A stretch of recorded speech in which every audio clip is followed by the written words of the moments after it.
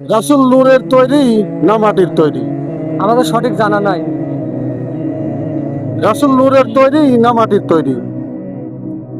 আসলে এই যে আমরা ফেসবুক ইউটিউবে দেখি এরকম প্রশ্ন, বিভ্রান্ত প্রশ্ন আসে, রাসূল নূরের তৈরি না মাটির তৈরি। একজন একরকম মন্তব্য করে, আর রাসূলের শান মানলে এত তর্ক বিতর্ক না করাই উত্তম।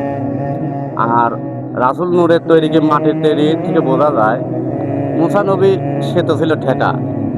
আল্লাহ দেখতে যখন চাইলো তখন খুব চেষ্টা করলো, আল্লাহ দেখা দেবেই না, দেখা দেবেই না, মুসা নবীও ছাড়ে না। তখন এক প্রকার আল্লাহ পাক ৭০,০০০ পর্দা থেকে নূরের এক তাজাল্লি, এক ঝলক ফেলাইছিলে। মুসা নবী সহ্য করতে পারতেছিলে না, বেহুশ হয়ে গেছিলে।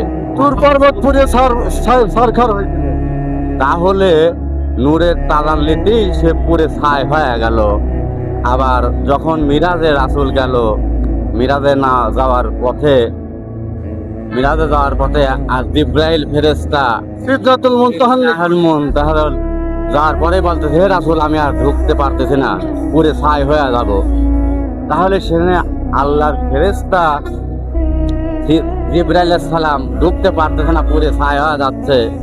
তখন আর সেখানে মাটির তৈরি কিভাবে রাসূল ঢুকে প্রবেশ করে?